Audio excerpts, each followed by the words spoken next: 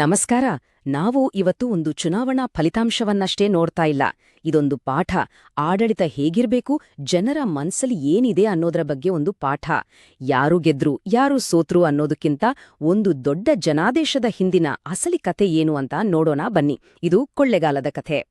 ಕರ್ನಾಟಕದ ನಕ್ಷೆಯಲ್ಲಿ ಚಾಮರಾಜನಗರ ಜಿಲ್ಲೆಯ ಒಂದು ಮೂಲೆ ಕೊಳ್ಳೆಗಾಲ.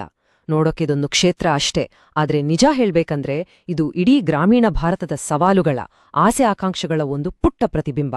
ಇಲ್ಲಿನ ಮಣ್ಣಿನ ವಾಸನೆ, ಜನರ ಬದುಕಿನ ಬವಣೆ, ಇದನ್ನ ಅರ್ಥ ಮಾಡ್ಕೊಳ್ದೆ ರಾಜಕೀಯವನ್ನ ಅರ್ಥ ಮಾಡ್ಕೊಳ್ಳೋಕ್ಕಾಗಲ್ಲ. 59,519. ಇದೊಂದು ಬರೀ ನಂಬರ್ ಅಲ್ಲ, ಇದೊಂದು ದೊಡ್ಡ ಸಂದೇಶ. ಇಷ್ಟು ದೊಡ್ಡ ವೋಟ್ ಮಾರ್ಜಿನ್ ನಿಜಕ್ಕೂ ಏನ್ ಹೇಳುತ್ತೆ? ಈ ಪ್ರಶ್ನೆಗೆ ಉತ್ತರ ಹುಡ್ಕೋದೇ ನಮ್ಮಿವತ್ತಿನ ಕೆಲ್ಸ. ಈ ಅಂಕಿಗಳ ಹಿಂದಿನ ಸತ್ಯವನ್ನ ಒಟ್ಟಿಗೆ ಸೇರಿ ಹೊರಗೆಳೆಯೋಣ. ನಾವು ಈ ವಿಶ್ಲೇಷಣೆಯನ್ನ 4 ಭಾಗಗಳಲ್ಲಿ ನೋಡೋಣ. ಮೊದಲು ಕೊಳ್ಳೇಗಾಲದ ಜನರ ನಾಡಿಮಿಡಿತ ಹೇಗಿದೆ ಅಂತ ತಿಳಿಯೋಣ. ಆಮೇಲೆ ಅಂಕಿ ಸಂಖ್ಯೆಗಳನ್ನ ನೋಡಿ ಜನಾದೇಶವನ್ನ ಅರ್ಥ ಮಾಡ್ಕೊಳ್ಳೋಣ. ಆನಂತರ ಜನರ ಅಸಮಾಧಾನಕ್ಕೆ ಕಾರಣಗಳೇನು ಅಂತ ಹುಡುಕೋಣ. ಕೊನೆಯದಾಗಿ ಒಂದು ಉತ್ತಮ ಆಡಳಿತಕ್ಕೆ ಬೇಕಾದ ನೀಲನಕ್ಷೆ ಹೇಗಿರ್ಬೇಕು ಅಂತ ಚರ್ಚಿಸೋಣ. ಸರಿ, ಹಾಗಾದ್ರೆ ನಮ್ಮ ವಿಶ್ಲೇಷಣೆಯನ್ನ ಶುರು ಮಾಡೋಣ. ಮೊದಲನೇ ಭಾಗ ಕೊಳ್ಳೇಗಾಲದ ನಾಡಿಮಿಡಿತ. ಇಲ್ಲಿನ ನೆಲ, ಇಲ್ಲಿನ ಜನರ ಬಗ್ಗೆ ಮೊದಲು ಅರ್ಥ ಮಾಡ್ಕೊಳ್ಳೋಣ. ಈ ಅಂಕಿಅಂಶಗಳನ್ನ ಒಮ್ಮೆ ನೋಡಿ. ಕೊಳ್ಳೇಗಾಲ ಕ್ಷೇತ್ರ 82% ಗ್ರಾಮೀಣ. ಅಂದ್ರೆ ಇಲ್ಲಿನ ಸಮಸ್ಯೆಗಳು, ಇಲ್ಲಿನ ಬದುಕು ನಗರಗಳಿಗಿಂತ ತುಂಬಾನೇ ಬೇರೆ. ಅಷ್ಟೇ ಅಲ್ಲ, ಪರಿಶಿಷ್ಟ ಜಾತಿ ಮತ್ತು ಪಂಗಡದ ಜನರು ಇಲ್ಲಿದ್ದಾರೆ, ದೊಡ್ಡ ಸಂಖ್ಯೆಯಲ್ಲಿದ್ದಾರೆ. ಸೊ ರಾಜಕೀಯ ಲೆಕ್ಕಾಚಾರದಲ್ಲಿ ಇದು ಬಹಳ ಮುಖ್ಯವಾಗುತ್ತೆ. ಈ ಹಿನ್ನೆಲೆಯನ್ನ ಅರ್ಥ ಮಾಡ್ಕೊಂಡ್ರೇನೆ ನಮ್ಗೆ ಜನಾದೇಶದ ಅಸಲಿ ಅರ್ಥ ತಿಳಿಯೋದು. ಇಲ್ಲಿನ ಜನರ ಹೊಟ್ಟೆ ತುಂಬಿಸೋದು ಕೃಷಿ. 76% ಜನ ಕೃಷಿಯನ್ನೇ ನಂಬಿ ಬದುಕಿದ್ದಾರೆ. ಅಂದ್ರೆ ಮಳೆ ಕೈಕೊಟ್ರೆ, ಬೆಳೆ ಕೈಗ್ ಬರ್ಲಿಲ್ಲ ಅಂದ್ರೆ ಅವರ ಬದುಕು ಅತಂತ್ರ. ಬೇರೆ ಉದ್ಯೋಗಗಳು ಇಲ್ವೇ ಇಲ್ಲ. ಇದೇ ನೋಡಿ ಸ್ಥಳೀಯ ಮಟ್ಟದಲ್ಲಿರೋ ಉದ್ಯೋಗದ ಬಿಕ್ಕಟ್ಟು. ಇನ್ನು ಅಭಿವೃದ್ಧಿ ಕಡೆ ನೋಡಿದ್ರೆ ದೊಡ್ಡ ದೊಡ್ಡ ಕಂದಕಗಳೇ ಕಾಣಿಸ್ತವೆ. ನ್ಯಾಷನಲ್ ಹೈವೇ 948 ಹೆಸರಿಗಷ್ಟೇ ಹೈವೇ, ಪೂರ್ತಿ ಹಾಳಾಗಿದೆ. ಪಕ್ಕದಲ್ಲೇ ಕಾವೇರಿ ಹರಿದ್ರೂ ಕುಡಿಯೋ ನೀರಿಗೆ ಹಾಹಾಕಾರ. ಕರೆಂಟ್, ನೀರಾವರಿ ಸೌಲಭ್ಯಕ್ಕೂ ಅದೇ ಕಥೆ. ಇವು ಕೇವಲ ಸೌಲಭ್ಯಗಳ ಕೊರತೆ ಅಲ್ಲ, ಜನರ ಬದುಕಿನ ಘನತೆಗೆ ಬೀಳುತ್ತಿರುವ ಪೆಟ್ಟು. ಪ್ರತಿಯೊಬ್ಬರಿಗೂ ಗೌರವಯುತ ಜೀವನ ಸಿಗಬೇಕು ಅನ್ನೋದು ನಮ್ಮ ಸಂವಿಧಾನದ ಮೂಲ ಆಶಯ ಕೂಡ. ಸರಿ, ಕ್ಷೇತ್ರದ ಸ್ಥಿತಿಗತಿಗಳ ಬಗ್ಗೆ ನೋಡಿದ್ವಿ. ಈಗ ನೇರವಾಗಿ 2023ರ ಚುನಾವಣಾ ಫಲಿತಾಂಶದ ಸಂಖ್ಯೆಗಳ ಕಡೆಗೆ ಹೋಗೋಣ. ಜನ ಕೊಟ್ಟಿರೋ ಸ್ಪಷ್ಟವಾದ ತೀರ್ಪು ಏನು ಅಂತ ನೋಡೋಣ. ಈ ಸಂಖ್ಯೆಗಳನ್ನ ಗಮನವಿಟ್ಟು ನೋಡಿ. 2018ರಲ್ಲಿ ಗೆಲುವಿನ ಅಂತರ ಸುಮಾರು 19,000 ವೋಟ್ಸ್. ಆದ್ರೆ ಕೇವಲ 5 ವರ್ಷದಲ್ಲಿ 2023ಕ್ಕೆ ಬರುವಷ್ಟರಲ್ಲಿ ಈ ಅಂತರ 59,000 ದಾಟಿದೆ. ಇದು ಸಣ್ಣ ಬದಲಾವಣೆ ಅಲ್ಲ, ಇದೊಂದು ರಾಜಕೀಯ ಭೂಕಂಪವೇ ಸರಿ. ಈ ಗ್ರಾಫ್ ನೋಡಿ, ಇದು ಇನ್ನೂ ಸ್ಪಷ್ಟ ಚಿತ್ರಣ ಕೊಡುತ್ತೆ.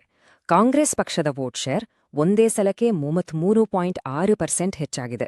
ಇದು ಸುಮ್ಮನೆ ಆಡಳಿತ ವಿರೋಧಿ ಅಲೆ ಅಲ್ಲ, ಇದು ಗೆದ್ದ ಅಭ್ಯರ್ಥಿಯ ಪರವಾಗಿ ಮತಗಳು ದೊಡ್ಡ ಪ್ರಮಾಣದಲ್ಲಿ ಕ್ರೋಢೀಕರಣ ಆಗಿರೋದನ್ನ ತೋರಿಸುತ್ತೆ. ಹೌದು, ಇಷ್ಟು ದೊಡ್ಡ ಅಂತರದಲ್ಲಿ ಗೆಲ್ಲೋದು ಅಂದ್ರೆ ಅದು ಕೇವಲ ಒಂದು ವಿಜಯ ಅಲ್ಲ, ಅದು ಜನರ ಸ್ಪಷ್ಟವಾದ ತೀರ್ಪು. ಸಂಖ್ಯೆಗಳ ಮೂಲಕ ಮತದಾರರು ಕೊಟ್ಟಿರುವ ಒಂದು ಖಡಕ್ ಸಂದೇಶ. ಹಾಗಾದ್ರೆ ಈ ಸಂದೇಶದ ಹಿಂದಿರುವ ಕಾರಣಗಳೇನು? ಬನ್ನಿ ನೋಡೋಣ. ಈಗ ನಾವು ಈ ರಾಜಕೀಯ ಭೂಕಂಪದ ಮೂಲಕ್ಕೆ ಹೋಗೋಣ. ಜನರ ಅಸಮಾಧಾನದ ಹಿಂದಿನ ನಿಜವಾದ ಕಾರಣಗಳನ್ನ ಒಂದೊಂದಾಗಿ ವಿಶ್ಲೇಷಣೆ ಮಾಡೋಣ. ಮತದಾರರ ಅಸಮಾಧಾನಕ್ಕೆ ಮುಖ್ಯವಾಗಿ 3 ಕಾರಣಗಳಿವೆ ಅಂತ ನಮಗೆ ಕಾಣಿಸ್ತೆ. ಮೊದಲನೇದು ಕಲ್ಯಾಣ ಯೋಜನೆಗಳ ಬಗ್ಗೆ ಜನರಿಗಿರುವ ಬೇಸರ ಅಥವಾ ವೆಲ್ಫೇರ್ ಫಟೀಗ್. ಎರಡನೇದು ಅಭಿವೃದ್ಧಿಯಲ್ಲಿ ಕಾಣ್ತಿರುವ ಅಂತರ. ಮೂರನೇದು ಉದ್ಯೋಗದ ಸಮಸ್ಯೆ. ಈ 3 ಸೇರಿ ಈ ಫಲಿತಾಂಶಕ್ಕೆ ದಾರಿ ಮಾಡಿಕೊಟ್ಟಿದೆ. ಮೊದಲನೇ ಕಾರಣ ಏನು? ಕಲ್ಯಾಣ ಯೋಜನೆಗಳ ಮೇಲಿನ ಆಯಾಸ. ಅಂದ್ರೆ ಭರವಸೆಗಳನ್ನ ಕೊಡ್ತಾನೇ ಇರ್ತಾರೆ, ಆದ್ರೆ ಅವು ನೆಲಮಟ್ಟದಲ್ಲಿ ಸರಿಯಾಗಿ ಜನರಿಗೆ ತಲುಪೋದೇ ಇಲ್ಲ. ಇದರಿಂದ ಜನರಿಗೆ ಭರವಸೆಗಳ ಮೇಲಿನ ನಂಬಿಕೆಯೇ ಹೊರಟೋಗಿದೆ. ಸ್ಥಳೀಯರೊಬ್ರು ಹೇಳಿದ ಹಾಗೆ, ಭರವಸೆಗಳು ನೂರಾರಿವೆ, ಆದ್ರೆ ನಮ್ಮ ನಲಿಯಲ್ಲಿ ನೀರಿಲ್ಲ, ಓಡಾಡೋ ರೋಡ್ ಸರಿಯಿಲ್ಲ. ಈ ಒಂದು ವಾಕ್ಯ ಸಾಕು ಅಭಿವೃದ್ಧಿಯಲ್ಲಿನ ಅಂತರ ಜನರನ್ನ ಎಷ್ಟು ಹತಾಶೆಗೆ ತಳ್ಳಿದೆ ಅಂತ ಅರ್ಥ ಮಾಡ್ಕೊಳ್ಳೋಕ್ಕೆ. ಇನ್ನು ಮೂರನೇ ಮತ್ತು ಬಹುಶಃ ಅತಿ ದೊಡ್ಡ ಕಾರಣ ಉದ್ಯೋಗದ ಬಿಕ್ಕಟ್ಟು. ಸ್ಥಳೀಯವಾಗಿ ಕೈಗಾರಿಕೆಗಳಿಲ್ಲ, ಕೃಷಿ ಬಿಟ್ರೆ ಬೇರೆ ಕೆಲ್ಸವಿಲ್ಲ. ಹೀಗಾದಾಗ ಯುವಕರಲ್ಲಿ, ರೈತರಲ್ಲಿ ಹತಾಶೆ, ಕೋಪ ಹೆಚ್ಚಾಗೋದು ಸಹಜ.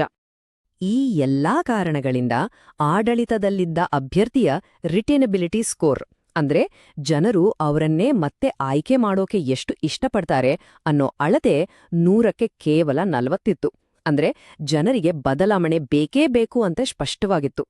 ಇದು ಯಥಾಸ್ಥಿತಿಗೆ ಕೊಟ್ಟ ಸ್ಪಷ್ಟ ತಿರಸ್ಕಾರ.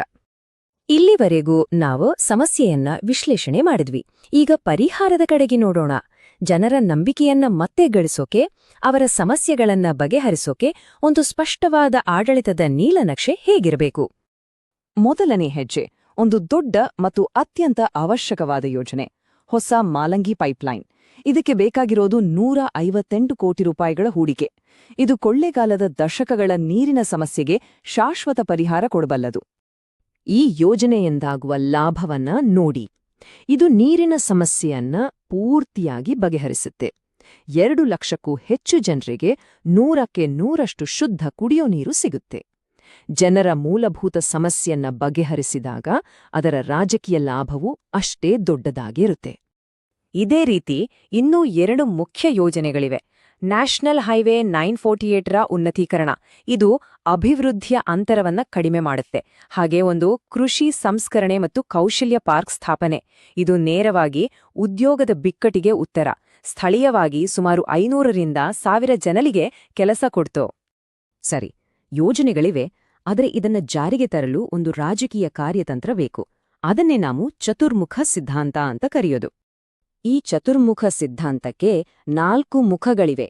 ಮೊದಲನೇದು ಶಿವತಂತ್ರ, ಅಂದ್ರೆ ಆಕ್ರಮಣಕಾರಿ ನಿಲುವು. ನೀರು, ರಸ್ತೆಯಂತಹ ವಿಚಾರಗಳಲ್ಲಿ ಆಡಳಿತದ ವೈಫಲ್ಯಗಳನ್ನ ನೇರವಾಗಿ ಪ್ರಶ್ನಿಸೋದು. ಎರಡನೇದು ವಿಷ್ಣುತಂತ್ರ, ಸ್ಥಿರತೆ. ನಿಂತೋದ ಯೋಜನೆಗಳನ್ನ ನಾನೇ ಪೂರ್ಣಗೊಳಿಸ್ತೀನಿ ಅಂತ ಜನರಿಗೆ ಗ್ಯಾರಂಟಿ ಕೊಡೋದು. ಮೂರನೇದು ಬ್ರಹ್ಮತಂತ್ರ, ನಾವೀನ್ಯತೆ. ಉದ್ಯೋಗ ಸೃಷ್ಟಿಗೆ, ಜನರ ಸಮಸ್ಯೆಗಳಿಗೆ ಹೊಸ ಹೊಸ ಪರಿಹಾರಗಳನ್ನ ಮುಂದಿಡೋದು. ಕೊನೆಯದಾಗಿ ದುರ್ಗೆತಂತ್ರ, ರಕ್ಷಣೆ. ಅಂಚಿನಲ್ಲಿರುವ ಸಮುದಾಯಗಳ ಹಕ್ಕುಗಳನ್ನ, ಅವರ ಜೀವನೋಪಾಯವನ್ನ ಕಾಪಾಡೋದು. ಖಂಡಿತ ಈ ಎಲ್ಲಾ ತಂತ್ರಗಳನ್ನ ಬಳಸುವಾಗ ಜನರ ಖಾಸಗಿತನವನ್ನ ಗೌರವಿಸಬೇಕು ಮತ್ತು ಅವರ ಒಪ್ಪಿಗೆಯನ್ನ ಪಡೆದು ಪಾರದರ್ಶಕವಾಗಿ ಕೆಲಸ ಮಾಡಬೇಕು. ಇದು ಇಂದಿನ ಡಿಜಿಟಲ್ ಯುಗದಲ್ಲಿ ಬಹಳ ಮುಖ್ಯ. ಕೊನೆಯದಾಗಿ ನಾವು ಅರ್ಥ ಮಾಡ್ಕೊಳ್ಬೇಕಾದ ಅತಿ ಮುಖ್ಯವಾದ ಪಾಠ ಏನು ಅಂದ್ರೆ, ಜನಾದೇಶ ಅನ್ನೋದು ಸುಲಭವಾಗಿ ಸಿಗೋದಿಲ್ಲ. ಅದನ್ನ ಗಳಿಸ್ಕೊಳ್ಬೇಕು. ಹೇಗೆ? ಜನರ ಅತಿ ಮೂಲಭೂತ ಸಮಸ್ಯೆಗಳನ್ನ ಬಗೆಹರಿಸೋ ಮೂಲಕ. ಇದುವೇ ಕೊಳ್ಳೆಗಾಲದ ಜನಾದೇಶ ನಮ್ಗೆ ಕಲಿಸ್ಕೊಡ್ತಿರೋ ಪಾಠ. ಜನಕೇಂದ್ರಿತ ನಾಯಕರಾಗಿ ನಿಮ್ಮ ಕ್ಷೇತ್ರವನ್ನು ಉನ್ನತೀಕರಿಸಲು ನೀವು ಬಯಸಿದರೆ blueprintstrategies.ai ಅನ್ನು mgr@blueprintstrategies.ai ನಲ್ಲಿ ಸಂಪರ್ಕಿಸಿ ಅಥವಾ 08042041602ಗೆ ಕರೆ ಮಾಡಿ. ರಾಜಕೀಯವನ್ನು ಮೀರಿದ ಉದ್ದೇಶ.